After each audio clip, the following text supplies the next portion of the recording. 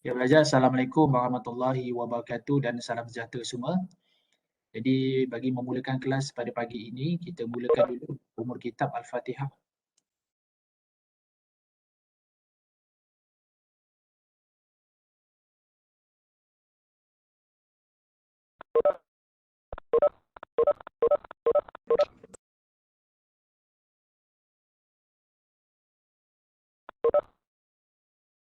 So baik pelajar,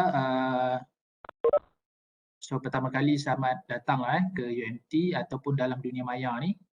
Cikgu harap semua pelajar bersedia untuk kita mulakan sesi, dapat balik mood lah dapat kembali mood belajar Jadi so pagi-pagi ni sebenarnya bagus Bagus kita mulakan pagi ni dengan kelas Sebab kalau kita mula lewat nanti kita dah mula lemau. So pada pagi ni kelas pertama kita akan bincangkan perkara asas lah dalam apa yang kita kena faham, apa kita kena tahu dengan substance abuse penyalahgunaan bahan dalam masa 1 jam ni. So bagi cikgu dalam banyak-banyak kelas ni kan, banyak-banyak kelas yang kita lalui, kelas pertama dengan kelas terakhir itu paling penting sebenarnya.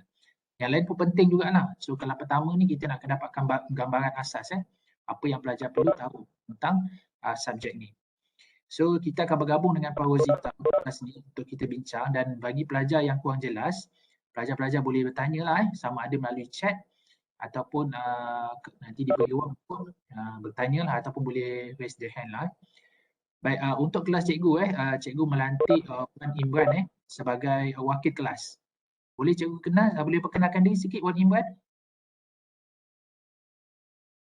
Assalamualaikum warahmatullahi wabarakatuh. Saya Wan Imran Sani bin Warusti dan saya merupakan pelajar ijazah sarjana kaunseling bagi semester 3 lah sekarang. Okay. Baik pelajar, kalau yang biasa dengan cikgu lah, cikgu memang akan berinteraksi dengan wakil kelas. Sebab pelajar jangan, dia macam ni cikgu punya style, kalau pelajar ada apa-apa isu berkaitan dengan kelas, lebih baik berhubung dengan ketua kelas sebab cikgu banyak student. Jadi bila masing-masing WhatsApp cikgu secara personal, cikgu tak tahu you daripada kelas mana. Takut bertindih. Jadi kalau macam Wan Imran sebagai ketua wakil lah, apa-apa saja berkaitan dengan kelas grup cikgu, biar berhubung dulu dengan Wan. Nanti Wan akan berhubung dengan cikgu. Jadi cikgu tahu kalau Wan dengan cikgu, ni bukan berkaitan dengan bisnes ke, bukan berkaitan dengan apa, dia mesti berkaitan dengan subjek. Jadi senang cikgu nak salurkan maklumat. Jadi apa-apa pelajar, cikgu harap bukan cikgu tak layan awak. Cikgu harap jangan personal message cikgu. Bukan cikgu tak layan awak, kita dah ada ketua. Jadi terus kepada ketua. Dan apa-apa saja hal yang rasa berkaitan, cikgu akan salurkan maklumat kepada Wan Imran. Dan Wan Imran akan dibantu oleh Nur Izwani. Boleh perkenalkan si tak Nur Izwani? Ada dalam ni tak? Assalamualaikum cikgu. Okay, boleh perkenalkan sendiri sikit Nur Izwani? Assalamualaikum. Saya Nur Izwani binti Ahmad. Merupakan pelajar ijazah sarjana muda kaunseling. Itu je lah. Okey, kenapa cikgu melantik Izwani sebagai pembantu kepada Wan Imran? Kerana Izwani ada di UMT. Jadi apa-apa isu yang memerlukan cikgu berjumpa secara fizikal, cikgu akan jumpa Wan. Jadi Wan daripada Kelantan dah turun lah, kan? Dah turun lah, naiklah macam mana pun, naik penyapu terbang ke apa. Kalau tadi cikgu jumpa Nur Izwani. Jadi itu cikgu bagi gambaran sebab mungkin kamu ni first time kelas dengan cikgu memberi gambaran ketua. Memang cikgu akan memaksimalkan potensi ketua. Akan memaksimalkan potensi ketua dan penolong. Kelas-kelas ke, jadi kalau apa-apa, kalau cikgu lupa, jangan marah cikgu tau, marah ketua awak yang tak bertanggungjawab. Sebab cikgu akan memaksimalkan potensi ketua. Kalau tanya abang-abang senior yang pernah dengan ketua, kadang-kadang malam pun cikgu WhatsApp dia. Layan tak layan tu lain cerita tau. Tapi cikgu akan WhatsApp juga. Kadang-kadang cikgu teringat, cikgu akan WhatsApp besok pagi Jadi ketua juga sentiasa kena mengingatkan cikgu lah. Apa yang perlu dilakukan atau sentiasa ingatkan balik. Kadang-kadang kita ni manusia kan lupa Jadi pelajar-pelajar dalam sistem kita belajar supaya jadi lebih lancar, cikgu haraplah pelajar-pelajar dapat berinteraksi lah, memberi pandangan kepada Wan Imran apa bagaimana kita nak jadikan kelas kita ni berjalan lancar lah secara penyelenggaraan maklumat. Dan pelajar-pelajar juga boleh berkongsi isu-isu berkaitan dengan subjek kita ni melalui WhatsApp group dan juga masa ada kelas macam ni.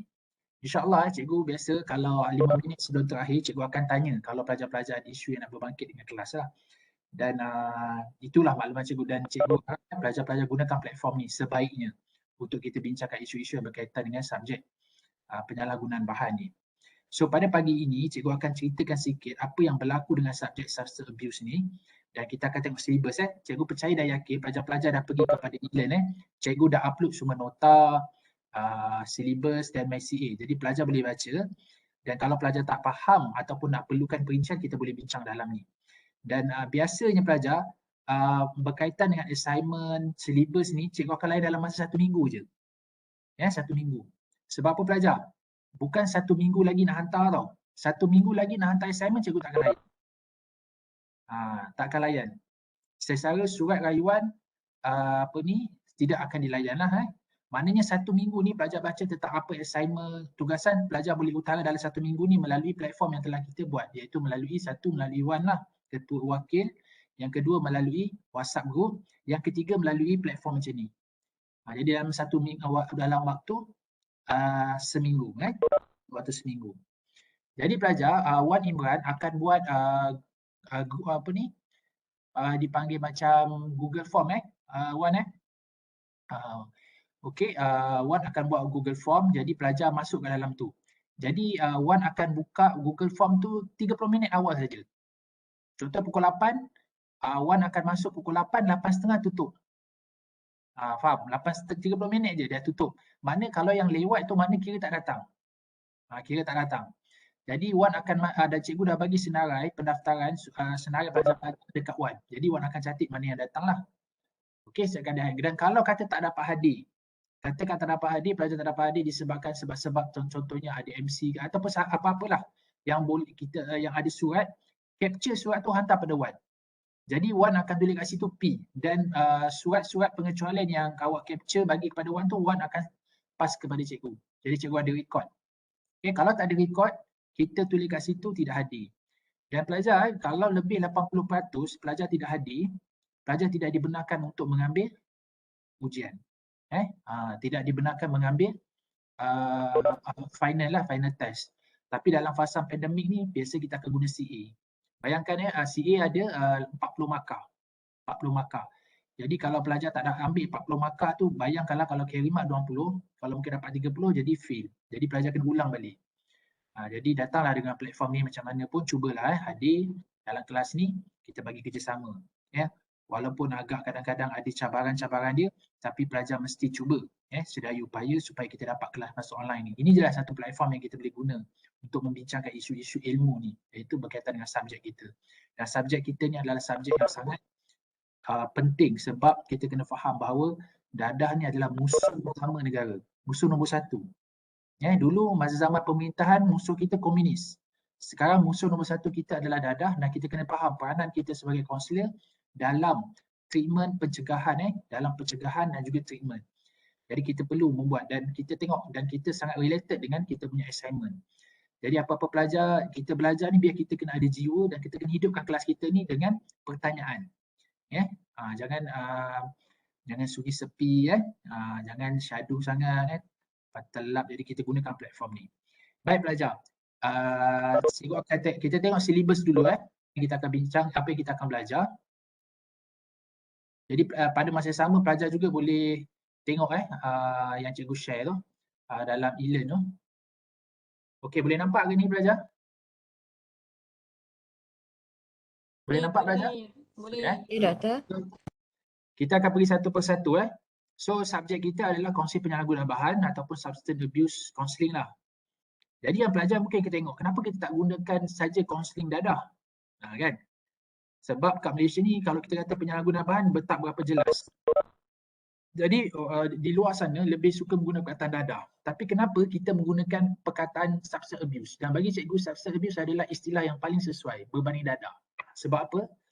Sebab kalau kata di Malaysia, alkohol itu tidak digelar sebagai dadah. Dan dia tidak termasuk dalam akta dadah berbahaya.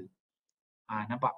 Jadi kalau kata, tapi alkohol itu adalah salah satu yang dipanggil sebagai psychoactive substance, iaitu substance bahan yang memberi kesan psikoaktif kepada otak kita yang mengubah pemikiran kita. Tapi dari Malaysia, alkohol tidak dikategorikan sebagai dadah. Jadi itu sebab dalam penggunaan cikgu rasa yang paling sesuai adalah kita menggunakan penyalahgunaan bahan. Dan penyalahgunaan bahan ni akan menyebabkan ketagihan. Adakah alkohol itu tidak ketagih? So alkohol juga ketagihan. Nampak? Ada juga dadah-dadah yang juga ketagihan. Jadi dia sangat related. So konsep penyalahgunaan bahan dia sangat berkaitan dengan isu-isu ketagihan lah. Okay, dia berkaitan dengan addiction. Okay, ini kursus kita COU 3203 yang diajar oleh cikgu sendiri iaitu Cikgu Muhammad Radhi dan juga Puan Rosita Jayus. Okay. Biasanya dia ditawarkan kepada semester 4, tapi awak semester berapa ni? Wan, awak semester berapa Wan? Semester 3 Doktor. Tiga Doktor, semester 3. Kita tukar kat sini. 3. Dulu Cikgu dah rekod ke kelas ni cikgu? Sudah. Okey, terima kasih.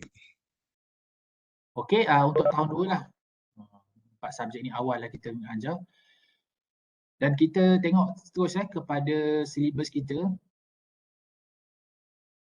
Okey, ini adalah jenis penilaian. So kita ada tugasan sebanyak 40%. Ujian bertulis 20%. Ini untuk kita akan untuk ujian pertengahan semester dan juga peperiksaan akhir lah 40. Semuanya berapa peratus tu? 100%. Okey. So kalau kamu tengok pelajar-pelajar pergi ke e-learn, tengok nota, kita ada 9 kita ada 9 tajuk utama. Jadi cikgu pecahkan kepada minggu-minggu. Kita akan masukkan kepada minggu. So kita dah masuk minggu pertama dan hari ini kita bincang sikit tentang silibus dan MyCA ni maksudnya tugasan kita lah, apa yang kita perlu lakukan dalam subjek ni. Jadi untuk minggu pertama saja kita akan belajar tentang pengenalan kaunseling penyalahgunaan bahan. Okey, untuk minggu ni. Dan kita akan belajar juga pengenalan jenis-jenis dadah yang biasa digunakan dan akta-akta penyalahgunaan dadah di Malaysia. Sebab di Malaysia kita ada akta dadah, banyak akta. Kita akan belajar akta dadah berbahaya, akta pencegahan, akta pemulihan. Sekarang ni kita juga belajar juga akta racun. Sebab sekarang ni kita di Malaysia ni kita ada isu berkaitan dengan ketum. Ketum. Tapi ketum ni tak dimasuk dalam akta dadah berbahaya. Tapi bila perbincangan di parlimen, kita katakan bahawa daun ketum ni adalah sesuatu juga bahan yang dipanggil sebagai psychoactive substance, iaitu bahan-bahan psychoactive yang boleh menyebabkan ketagihan. Jadi kita buka dia di bawah akta racun. Alkohol di bawah akta mana kalau di Malaysia? Kalau di Malaysia, alkohol ini kita di bawah akta pengangkutan jalan. Pengangkutan jalan. Maksudnya kalau dia minum alkohol apabila dia memandu dalam keadaan bahaya, jadi dikenakan tindakan.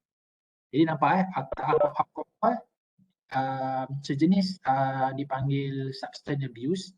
Okey, dia letak di bawah di Malaysia lah, kita tengok dalam konteks Malaysia, dia di bawah akta pengangkutan jalan. Okey, dadah-dadah yang lain lah macam opik, ganja, heroin itu di bawah akta dadah. Yang sekarang ni ketum, steroid apa ni, ubat batuk, lagi siapa lagi? Yang ni kalau kamu tengok gam, hidup gam, ada orang yang hidup petrol. Itu di bawah akta mana tu? Itu di bawah akta racun. Okey, tapi kita kena tahu sikit akta-akta ni supaya apabila pelajar masuk nanti di ADK, bekerja di ADK sebagai pegawai pemulihan di ADK, jadi pelajar akan berhadapan dengan akta-akta ni, bermain dengan akta ni. Sebab sesuatu organisasi dan jabatan ni, dia berfungsi atas akta yang telah diberi. Contoh kaunselor, kita di bawah akta 508. Kan, akta kaunselor 508. Jadi kita bertindak di bawah akta yang mana dikendalikan oleh Lembaga Kaunselor Malaysia. Okey, contoh Jabatan Kanak-Kanak ataupun Kementerian Kebajikan Malaysia, dia bertindak atas akta kanak-kanak, akta orang miskin, akta OKU. Jadi kita kalau katakan kita masuk sebagai pegawai pemulihan, kita kena faham akta ni. Sebab akta itulah memberi garis panduan kepada kita bagaimana kita nak melaksanakan tugasan di bawah skop undang-undang Malaysia. Jadi sebab kita kena faham sikit akta-akta ni. Lalu kita masuk kepada teori-teori berkaitan dengan penagihan, dia banyak banyak teori lah. Ada teori disease theory, psychology theory, culture theory, macam-macam. Itu teori-teori ini sangat penting pelajar-pelajar tahu sebab kita nak melihat daripada perspektif teori. Sebab kadang-kadang pelajar kita tengok orang yang isap dadah ni, yang penagihan ni kadang-kadang mungkin disebabkan family factor. Jadi family factor itu adalah dipanggil sebagai risk factor dia, iaitu faktor risiko dia. Ada juga disebabkan oleh persekitaran dia ataupun budaya dia. Ya, kadang-kadang ada setengah budaya tu di mana kaum Iban di Sarawak ataupun perayaan-perayaan Christmas. Jadi mereka terpaksa mengambil alkohol sebagai satu bentuk perayaan. Jadi dia menganggap itu sebagai sesuatu yang normal. Tapi bila diambil berulang-ulang kali, jadi benda tu jadi satu proses ketagihan. So bila dah masuk fasa ketagihan ini, jadi dia tak boleh nak kawal. Jadi kita kena tengok faktor yang menyebabkan dia terlibat dengan substance abuse ni, dia bukan ada single, bukan satu faktor tunggal. Dia banyak faktor-faktor lain yang menyumbang. Jadi dengan teori-teori tersebut, pelajar boleh faham apa punca sebenarnya, dan bila kita faham punca itu, barulah pelajar boleh bagi sesi rawatan. Jadi kita setiap klien, kita tak boleh bagi sesi rawatan sama je. Nanti kita akan bagi 13, dia panggil 13 prinsip dalam proses rawatan. Dia ada prinsip-prinsip tertentu yang pelajar kena faham. Jadi setiap bab ni pelajar kena kuasai. Sebelum kita pergi ke bab lain, pelajar kena fahami bab yang ni supaya pelajar boleh nampak selaras supaya tak tertinggal ilmu tu. Dia macam ilmu matematik lah. Okay, sebelum kita belajar ni, kita belajar ni dulu. Kalau dia tinggal satu bab ni, jadi pelajar tak akan faham bab-bab seterusnya. Dan minggu ketiga dan keempat ni, bahan-bahan utama dalam penyalahan guna bahan ni terlalu banyak. Okey, ada terlalu banyak, nanti kita akan pecahkan dan kita akan buat pertandingan pembentangan. Okey, kita akan buat pertandingan, tengok siapa kumpulan yang paling kreatif. Kita ada 10 klasifikasi dadah. Opiat, halusinogen, kita ada depression, kita ada stimulan. Bawah pula klasifikasi tu ada pula jenis-jenis dia. Kalau macam opiat, ganja, heroin, morfin. Lepas tu di bawah lagi stimulan, ada lagi kan. Amfetamin, metafetamin. Jadi banyak jenis dia. Ya belajar. Jadi yang ni kalau cikgu bentang ni akan membosankan. Kan sebab dia, jadi kita akan buat pembentangan. Tapi nota cikgu akan bagi. Jadi pelajar akan gunakan nota-nota lain untuk menjadi tangan pelajar itu lebih menarik. Dia banyak benda ni kita nak bincang. Okey, selepas tu kita akan masuk bagaimana prosedur dan teknik kaunseling dalam penyalahgunaan bahan. Dan pelajar perlu faham kaunseling penyalahgunaan bahan ni dia tak sama macam, dia tak sama yang kita boleh gunakan seperti yang kita belajar dalam amal. Dia perlu ada sedikit orang kata ada sedikit adjustment dekat situ. Contohnya kalau kita bersama dengan orang yang ketagihan, kita awal-awal sekali kita tak boleh buat sesi dengan dia. Sebab mereka yang mengalami ketagihan ni, mereka tak faham apa kita cakap dan mereka high. Jadi proses tu kena detoksifikasi dulu. Mereka ni kena detox dulu. Okey, bila ada detox ni, kita kena dah okey baru dia akan jumpa kita. Kita tak boleh terus buat sesi konsing macam mana kita buat sesi konsing biasa, buat persuturan. Dia takkan dengar benda macam tu. Malah dia akan juga confront kita. Dan dia akan menjadi klien yang reluctant dan resistant. Akhirnya kita pun marah, jadi tak jadi sesi. Jadi proses marah-marah pula. Jadi kita kena faham prosedur dan teknik kaunseling penyalahgunaan bahan ni dia ada step by step dia. Dia beza sikit dengan kaunseling-kaunseling biasa lah. Nanti pelajar akan belajar kaunseling keluarga, pelajar akan belajar kaunseling kaunseling kejaya. Dia ada keistimewaan, keunikan sedikit yang pelajar kena kuasai.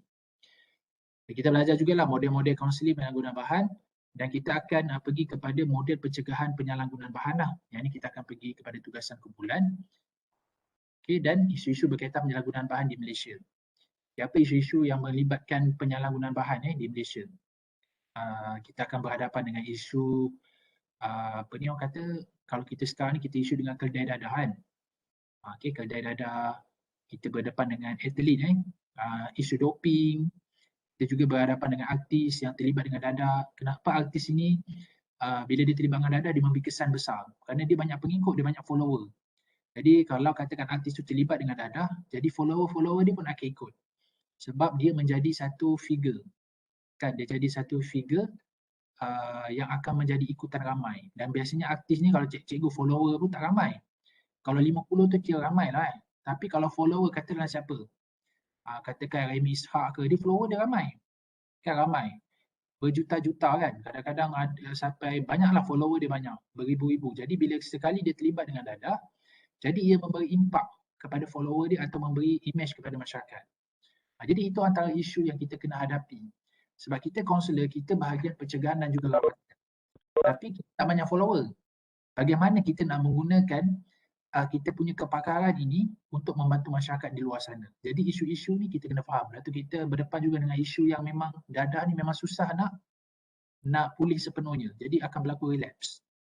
Jadi isu ni kita kena hadapi supaya bila kita berhadapan dengan klien ni kita dah ada satu gambaran yang membuatkan kita dah bersiap sedia. Dah bersiap sedia. Okey, setakat ni ada apa-apa tak soalan berkaitan dengan silibus ni? Ada tak soalan? Tak ada. Yang lain? So kalau tak ada, kita terus pergi kepada tugasan penilaian. Baik, cikgu terus pergi ke sini penilaian. Peperiksaan pertengahan semester kita ada 20%. Yang ni kita akan gunakan secara e-learn. Kita akan guna secara e-learn, nanti pelajar akan buka. Cikgu akan bagi tempoh masa dan kita akan buka dan kita akan jawab dengan masa tertentu. Biasanya 40 soalan, kita bagi 40 soalan dalam masa 1 jam. 20%. Maka 20%. Yang ni biasanya kita akan buat sebelum cuti mid-sem ataupun selepas mid-sem tu kita akan buat lah. Kita tengok kepada situasi. Apa maksud yang dikatakan mengikut pada situasi adalah kita ikut kepada sama ada silibus kita habis ataupun macam mana bertembunglah kelas ke macam mana. Jadi kita kena tengok. Tapi biasanya kita akan buat minggu ke-7 atau minggu ke-8. Kita akan buat minggu ke-8 lah. Dan kita cover subjek-subjek yang kita dah belajar lah. Dan peperiksaan akhir dan penilaian sampai terusan ni mungkin soalan objektif dan soalan struktur ataupun soalan esei lah. Okey, sini tambah.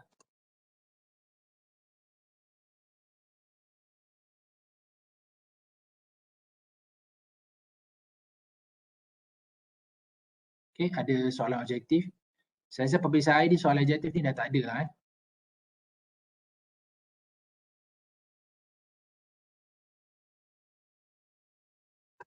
Biasa soalan struktur dan esei.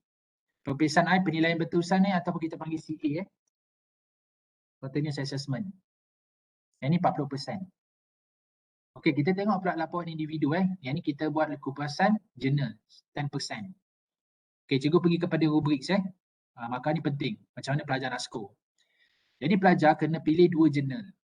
Pertama sekali pelajar kena tentukan tema. Kena tentukan tema. Contohnya pelajar nak kata berkaitan dengan rawatan, berkaitan dengan ataupun penagihan di kalangan artis. Okey, contoh. Jadi pelajar dapat satu tema, iaitu tema yang pelajar nak kaji adalah berkaitan dengan penyalahgunaan bahan di kalangan artis. Jadi pelajar kena cari jurnal dalam negara dan luar negara. Okay. Dan kupasan tu kena olah lah dalam dan luar negara tu. Okay. Dan jurnal tu pelajar nak dapat macam mana, pergi ke library, tanya macam mana nak dapatkan jurnal ataupun source. Okey. Dan jurnal-jurnal ni penting tau sebab dia 2 markah berkualiti dan perlu pelajar kena ambil kurang daripada 5 tahun.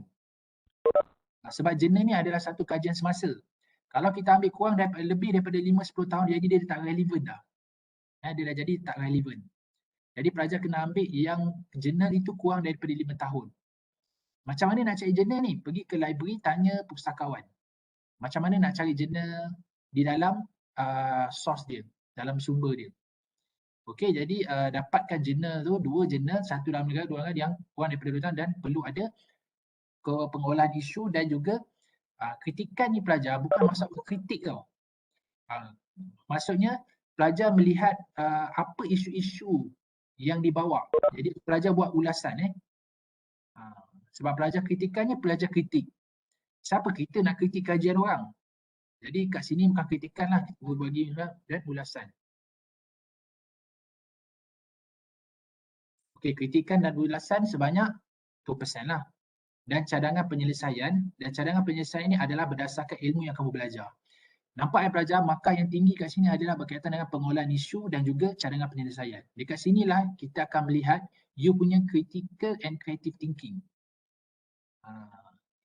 Yang ini yang membezakan pelajar-pelajar dengan pelajar lain. Okey, macam mana dia mengolah isu dan juga cadangan penyelesaian tu.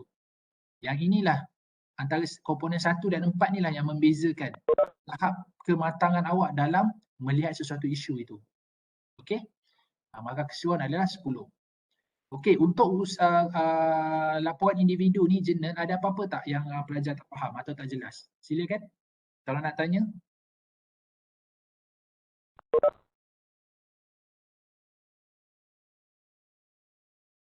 So jelas So tak apa, dalam masa seminggu tak jelas beritahu cikgu. Bukan seminggu nak hantar assignment. Seminggu nak hantar assignment, cikgu tak layan. Seminggu, dalam masa seminggu ni baca betul-betul assignment ni Okey. So untuk tugasan kumpulan, kita perlu menghasilkan inovasi modul pencegahan berasaskan model pencegahan. Baik pelajar, kita akan pergi kepada model pencegahan dan pelajar boleh baca dululah. Jadi tugas kaunselor bukan sahaja membuat intervensi rawatan, tapi kita juga berdepan dengan pencegahan.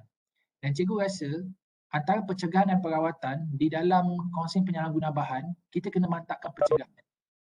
Sebab apa pelajar? Sebab mencegah itu lebih baik daripada merawat. Dan bagi mereka yang merawat, kita rawat untuk dia pulih itu susah. Dia akan kembali relapse. Dan kalau kita tengok kajian-kajian lepas pun menunjukkan bahawa rawatan ini mungkin kalau ada 10 hingga 20% je berkesan. Yang lain akan kembali balik.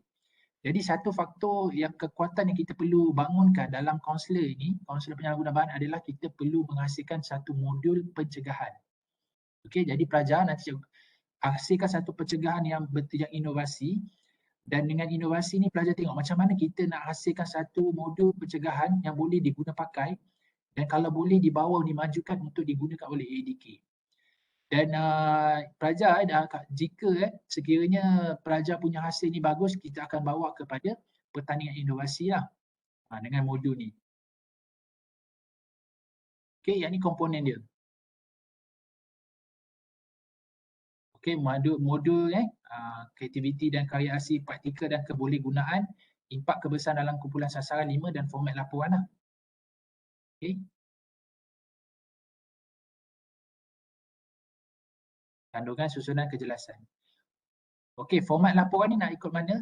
Okey, format laporan ni pelajar boleh pergi type APA style guna APA style.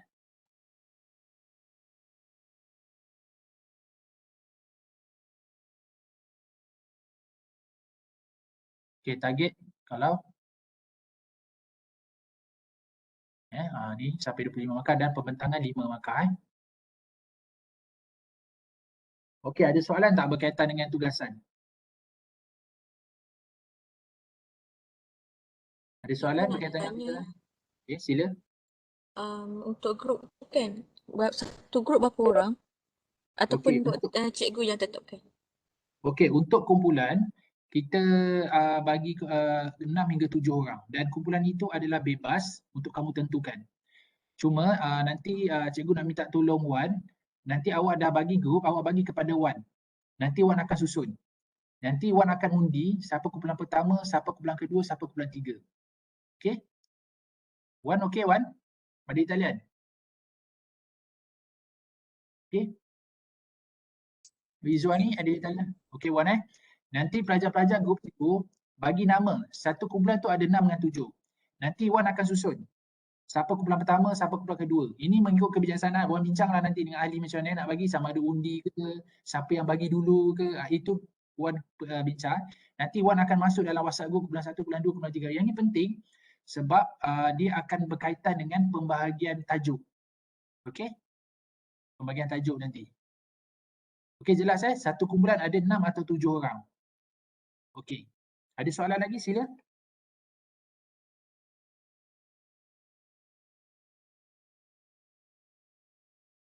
Sila kalau ada soalan lagi.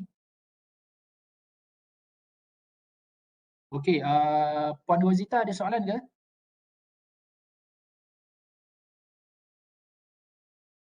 Okey, tak ada. Setakat ni okey, so saya harap student saya pun faham apa yang dijelaskan oleh Cikgu Radi. Okey, tak apalah cikgu faham sebab mungkin ni mula kelas tak nampak dalam masa seminggu lah Okey, dalam masa seminggu ni. Okey, cikgu tutup ni dulu. Okey, Radi, ni ada persoalan ni. Sila. Pembentangan tu dalam bentuk video ataupun live presentation? Okey. Dia boleh jadi dua bentuk masa dia biasa kita akan bagi antara 5 hingga 10 lah. 5 hingga 10. Jadi kalau pelajar yakin pelajar boleh kawal masa ataupun boleh kawal, jadi pelajar boleh gunakan secara live presentation lah macam ni. Ataupun pelajar juga boleh guna video. Guna video. Cuma kita akan ada Q&A, so dalam Q&A tu pelajar kena standby lah. Ada dua cara platform yang kita boleh gunakan. Dan cikgu percaya kamu punya generasi adalah generasi yang lebih kreatif. Daripada cikgu ni yang dengan Fawzita ni yang dah kurang kreatif lah dalam bidang-bidang multimedia ni. Jadi pelajar boleh gunakan kreativiti So dalam pembelajaran ni cikgu amat mementingkan kreativiti kreativiti pelajar-pelajar. Okey, so itu boleh dalam dua bentuk. So ada lagi soalan, silakan.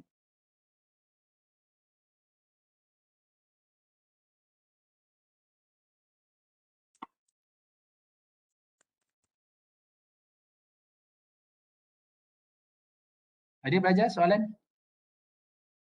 Ada setakat ni? Okey. Okey, satu lagi nak tanya, apa nama bagi pihak ni lah, pelajar ni. Kalau misal kata kita nak buat modul tu kan, contoh kalau dekat sekolah, mereka ada buat ujian air kencing and then dia dah ada beberapa orang untuk orang kata yang dapat detect untuk penyalahgunaan bahan tersebut. Okay, so basically kita boleh tak buat modul untuk golongan tersebut? Sebab ni modul pencegahan kan? Modul pencegahan ni kalau kita tengok dia mesti ada orang panggil target group lah, kumpulan sasaran dia. Jadi bila kita target kumpulan sasaran tu, jadi kita gunakan modul tu untuk target sasaran dia. Jadi kalau kita tengok daripada pelaksanaan modul tu, dia ada satu elemen yang kita kena tengok target group kita siapa. Jadi bila target group kita siapa, dan satu modul yang baik adalah dia berfokus kepada group tertentu. Contohnya golongan artis ke, golongan orang upaya ke, sekolah ke. Jadi modul tu mesti tally lah dengan target group tadi tu, kumpulan sasaran tu. Jadi perlu inovasi tu mesti perlu kreatif lah. Okey. So jelas Puan Razeta? Okey, jelas. So mungkin ada yang lain yang boleh tanya? Yang nak tanya?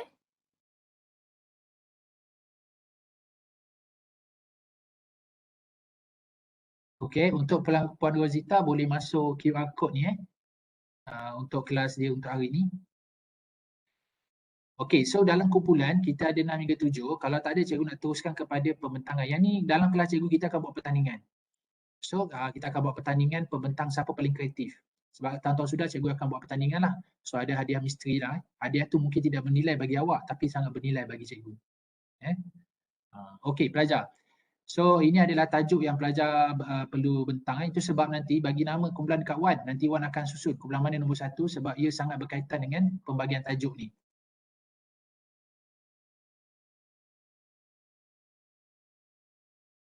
Okey, boleh nampak ni pembentangan kumpulan ni? Tajuk-tajuk dia. Boleh nampak Okey, untuk kumpulan pertama, yang ni akan bermula minggu kedua atau minggu ketiga. Pembentangan dia akan mula minggu kedua ketiga. Jadi bagi kerjasamalah pada Wan untuk bagi nama tu secepat mungkin. Nanti Wan akan susun. Takut ada bertembung ke kan? Jadi ni task pertama Wan lah. Kita test power dia macam mana. Boleh tak berkondak kelas ni? Dia kalau ketua kelas kita test power dia macam mana. Dia boleh kondak tak kelas ni? Okay. So bagi dia nanti kita tengok. Okay, ini adalah pembentangan kumpulan pertama. Yang ini berlainan dengan assignment tau. Yang ini pembentangan kita panggil pembentangan yang cikgu akan buat pertandingan dalam kelas. Sebab kalau kita bentang banyak sangat belajar. Banyak sangat. Jadi nanti pelajar akan bosan kalau asyik cikgu bentang kan. Jadi kita gunakan ni pembentangan ni, kumpulan ni setiap orang ambil satu je Okey. Kumpulan pertama akan ambil dadah kelas kumpulan dadah opiat. Kumpulan dadah opiat. Kumpulan kedua akan ambil dadah kelas stimulan. Di bawah dadah kelas stimulan ni bawah dia banyak jenis lagi. Ada banyak jenis-jenis dia. Okey. Ketiga, dadah jenis cannabinoid lah. Yang ni ataupun cannabis ataupun ganja lah. Ni kelas dia. Yang keempat, dia akan ambil kelas dadah bahan psikoaktif halusinogen. Yang kelima, depression drug. And then yang enam, inhalant. Ketujuh, kratom. Kratom ni ketum ketum dan juga steroid. Okey, yang ke-8 dia akan mengambil rawatan farmakologi. Okey, rawatan farmakologi. Dan kumpulan 9 akan ambil terapi. Macam mana terapi kumpulan dalam penyalahgunaan bahan, dan kumpulan 10 akan ambil family terapi.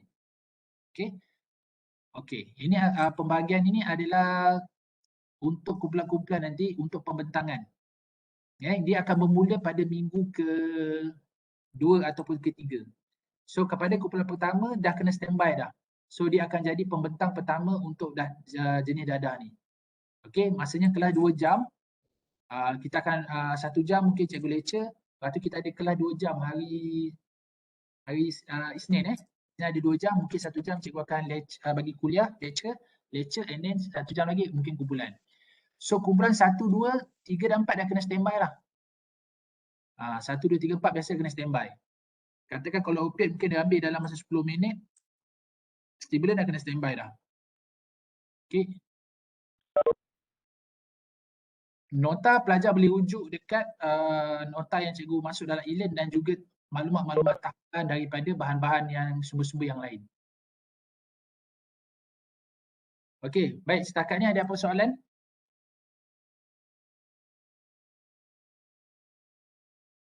Okey, nanti Cikgu Radhi akan upload lah ni topik ni dekat dalam e-learn .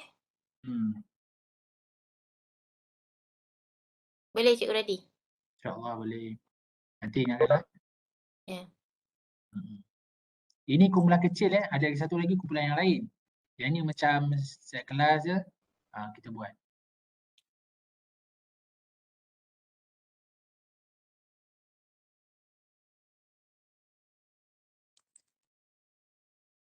Okey, untuk kumpulan saya tengok ada 61 orang yang mendaftar. Jadi kita ada 10 topik tadi. So satu kumpulan 9 kumpulan keahlian 6 orang, satu kumpulan sahaja 7 orang. Okey, boleh? Boleh. Okay, thank you.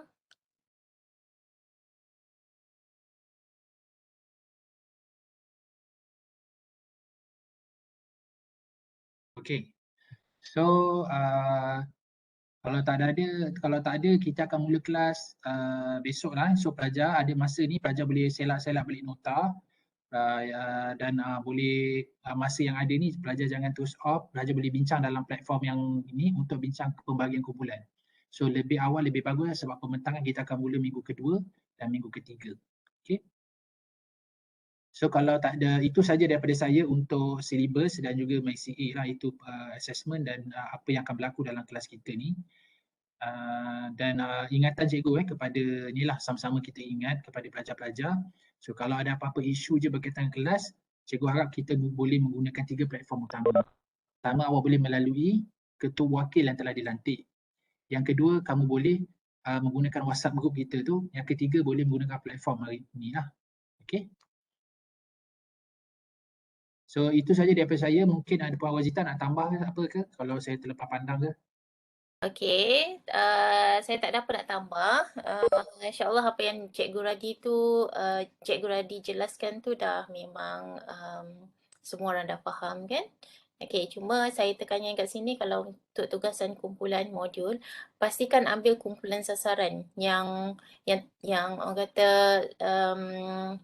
yang berfokus. Okey, contoh kalau kamu nak ambil remaja, janganlah ambil remaja 12 tahun sampai 25 tahun. Kalau ikut remaja 12 sampai 25 tahun kan. Tapi kamu jangan ambil umur yang terlalu besar macam tu. Okey, umur yang terlalu besar. Mungkin kamu boleh ambil menengah atas ataupun menengah rendah ataupun pra-university, golongan pra-university ataupun contoh kalau OKU, OKU mungkin memang dah golongan spesifik lah kan. So cari golongan yang betul-betul spesifik supaya kamu boleh fokus untuk keberkesanan modul tersebut. Itu sajalah daripada saya. Untuk kelas saya semua orang dah dapat scan QR code? Dah, Doktor. Dah ya. Okay. Alright, so daripada saya tak ada apa-apa lagi. Jadi kalau kelas saya yang dah scan QR code, kamu boleh left Webex dan kita jumpa esok pukul 8 pagi ya. Okey, sebelum cikgu terlupa, untuk penghantaran kaunseling tugasan individu, pelajar kena hantar pada minggu ke-8. Minggu ke-8. Jadi Wan tolong ingatkan cikgu Wan. Nanti Wan ingat seminggu sebelum minggu ke-8 tu Wan ingatkan cikgu assignment individu. Jadi cikgu akan sediakan satu platform dekat e-learn supaya pelajar boleh upload tugasan. So pelajar bagi yang lewat hantar, jadi sistem tu akan tutup. Cikgu akan buat sistem tu dia tutup. Jadi pelajar yang hantar lewat ataupun tidak hantar akan ditolak markah. Jadi dia yang cakap, mungkin ada yang rasa, cikgu saya punya laptop lah cikgu. Rosak cikgu boleh dengar, cikgu akan sebagai kaunselor cikgu akan dengar masalah awak, apa yang awak cerita pada cikgu. Tapi markah tetap cikgu potong. Cikgu dengar laptop rosak, cikgu last minute meletup laptop, saya pening-pening kepala. Tapi cikgu akan dengar. Cikgu akan dengar, tetapi pelajar markah tetap cikgu tolak. Kenapa pelajar cikgu tolak? Sebab cikgu nak adil bagi mereka yang buat preparation awal. Mereka backup, mereka rapat, mereka berusaha dan mereka menghantar awal. Jadi ada kredit bagi mereka yang hantar awal. Jadi awak yang hantar lewat, apa pun alasan, cikgu terima, cikgu tak marah, tapi markah tetap akan ditolak. Satu markah akan ditolak, satu hari bersamaan 2 markah cikgu akan tolak. Tengoklah kalau 10 hari hilanglah. Kalau assignment individu, tak payah hantar, tak apa, jadi kosong lah. Okay, sebab satu hari 2 markah akan ditolak. Okey, itu untuk individu, biasanya kita hantar pada minggu ke-8. Dan untuk assignment kumpulan, hantar pada minggu ke-10. Sebab apa pelajar? Apa relevannya kita kena hantar minggu ke-8 ke 10? Okey, sebab kita nak raise markah 50%. Okey, 60% markah sebelum minggu ke-14. Jadi pelajar hantar minggu ke-10 assignment di kelompok cikgu boleh semak, lepas tu buat pembentangan. Kata pembentangan biasanya berlaku pada minggu ke-12 dan 13.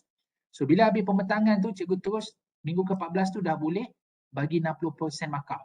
Bayangkan pelajar kalau kamu hantar lewat, apa kesan kepada pelajar-pelajar yang lain. Jadi pelajar kena hantar lewat sebab cikgu nak semak. Lepas tu minggu ke-10 pelajar bagi assignment kumpulan, lepas tu buat pembentangan dan minggu ke-14 kita akan garis markah 60% sebelum pelajar pergi ke final exam dan continuous assessment lah. Okay. Ada soalan tak berkaitan dengan penghantaran? Dan cikgu haraplah Wan dan juga Nur Rizwani sentiasa ingatkan cikgu. Midterm, tugasan kumpulan individu dan juga tugasan kumpulan kena hantar tu bila supaya kita akan sentiasa on track lah. Okey, setakat ni ada soalan? Ada. Okey. So pelajar kalau tak ada, cikgu rasa itu saja. Kalau ada dari semasa ke semasa, cikgu akan maklumkan dalam WhatsApp group ataupun maklumkan kepada Wan Imran. Okey, Pak Wazizah, tak ada Pak Wazizah? Okey, untuk kelas saya, cuba tengok list nama kamu ni, yang hadir ni. Kalau ada yang tak ada nama kamu, scan semula QR code kamu. Okey, saya buat slow-slow. Yang lain tolong tengok nama masing-masing.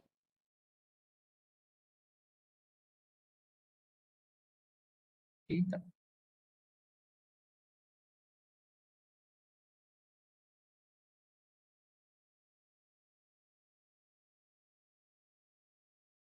Okey, so 57 orang. Jadi saya buka lagi dalam 2-3 minit. Okey, so mana yang dah scan tu, kalau dah tak ada apa-apa Cikgu Radi, mungkin kita boleh live lah. Cuma minta Cikgu Radi on Webex ni sehingga pukul 8.50. Okey, boleh insya-Allah. Okey, terima kasih. Assalamualaikum guys. Jumpa esok.